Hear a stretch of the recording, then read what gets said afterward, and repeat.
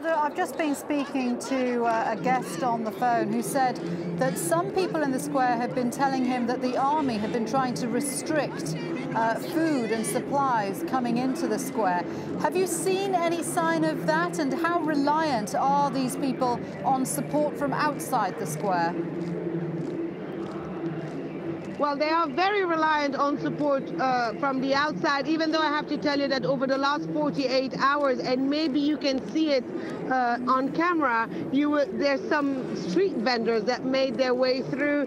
They sell cigarettes, they sell soup, they sell tea, they sell drinks. So there's a bit of an organization. I did hear a lot of people saying the army is trying to restrict entrance of goods onto the square. I did hear also people saying that the army is trying to narrow the area or circle the area where they can actually protest. But I have to tell you, evidence on the ground doesn't show that that was a big effort at all, because there is a lot of things now inside the square, and all around the entrance of the squares there's also little vendors that are selling sandwiches and all sorts of food goods. I suppose the signal is... And now I don't know if you can... sorry to interrupt, but I don't know if you can see there's another symbolic funeral procession going on. I really don't know who that might be. It says on it number 2. I don't know if the camera can pick that up. Our camera, I think, is still showing the main procession. I don't know if we have a second shot showing the... we're on your camera, Hodder. We're actually showing pictures from your camera. So is your camera focused on the second procession? Yeah. I will just ask now our camera woman if she can pan slowly to the other procession. And that on that there's a drape on the coffin. But this is quite usual in Arab communities. Yeah, this is quite usual when dealing with symbolic processions, that there often are more than one coffins being taken around. Isn't that right? They are, but today it's obviously two different groups of people trying to do the same effort. The journalists who were with the who had started the first symbolic funeral now are exiting the square towards the Kasr al-Nil Bridge and the Arab League building, while these are making their way into the square. I think it's just an effort by everyone, or at least these people here who seem much less organized than the journalist syndicate, is that they want to show that they're there in support of those who actually lost their lives in these protests.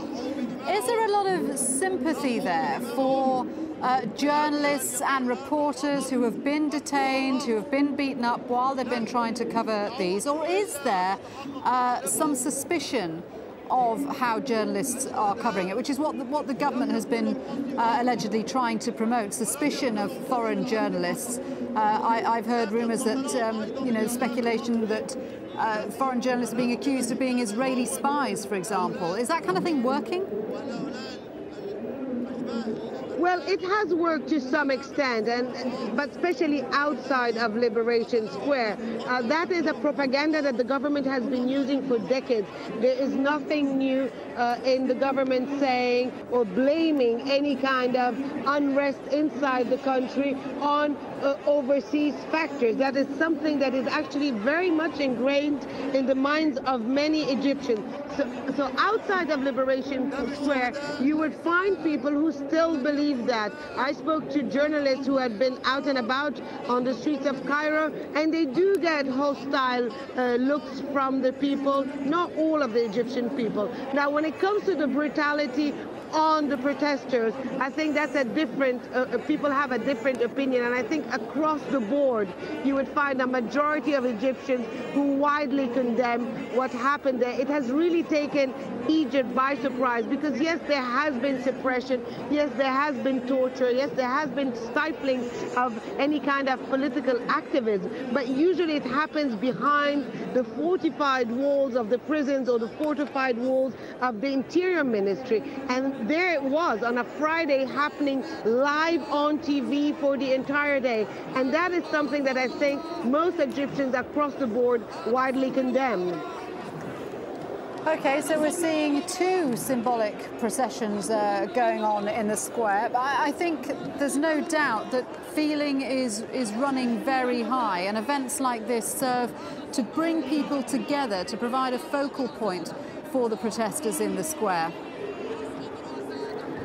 Definitely, and I think events like this also give a bit of energy and a bit of confidence to the original instigators of all this, the pro-democracy protesters, all these various youth movements, because it's been 2 weeks now. They are tired.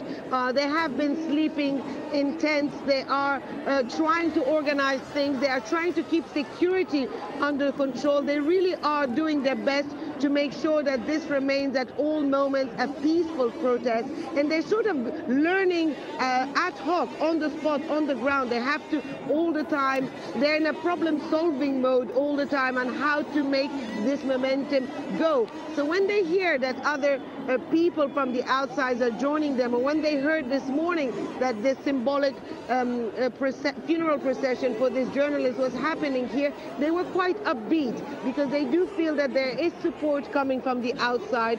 They do feel that their voice is heard from the outside. They're here quite isolated. They don't have television. They don't have internet. They do have mobile phones, but they really can't get a full picture of what is happening on the outside unless people come in and tell them. But what is the mood of people, Hoda? Have you spoken to protesters? Do they believe that they will win in the end and that Hosni Mubarak will step down? Well, when you speak to them, I had this conversation last night with some of them, and they were saying, we are staying until he leaves. And I said, you know that could take 7 months. And they said, well, we will stay until he leaves. I think there is a realization among them that they need to take it to the second stage. They are still trying to find a way to do that. They're still trying to find the people to represent them to do that. But on the other hand, they have a faith, they have a trust that they will reach their aim. I mean, look at what they've done so far. They've pushed the president to go on the record to say that he is not going to run for presidency. They pushed the president to get rid of all that senior leadership of the National Democratic Party, including his son, which has so alienated the people of Egypt. They pushed the president to put under investigation and to slam with a travel ban the Interior Minister. They've done things that other opposition groups have tried so hard to do for decades and never managed to do. So they do feel that they have achieved something, and they do feel that after all that, this is not the time to give up. Okay, Hoda, thanks very much indeed for that. Hoda Hamid describing the events in the square there, Tahrir Square. What you're watching is a symbolic funeral procession. There's a coffin being carried through the crowd, and the man whose picture you can see on the banners there is Ahmad Mahmoud, a journalist, a young journalist who was shot dead as he was trying to film images of the protests, killed by a sniper on January the 28th. He was an Egyptian journalist, and his death is being mourned by all the people in this square, carrying a symbolic coffin around the square in a procession that is led by his wife and his daughter. Another sign of the sheer determination of the people in Tahrir Square to carry on with their mission to get Hosni Mubarak to step down.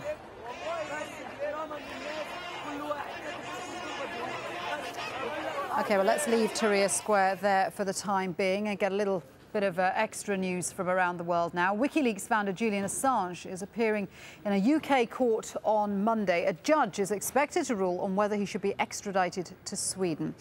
Earlier, I spoke to our correspondent Lawrence Lee, who's outside the court, and he said Assange's lawyers have published his entire defence case online.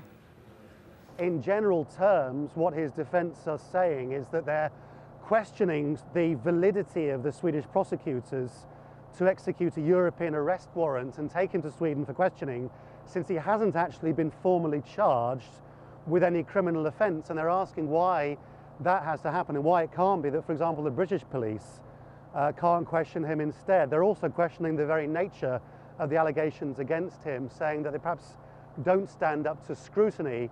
And I do think there's a level of confidence in Julian Assange's defence team. There's a really serious lineup of heavyweight human rights people who've been going into the court building there, a barrister representing him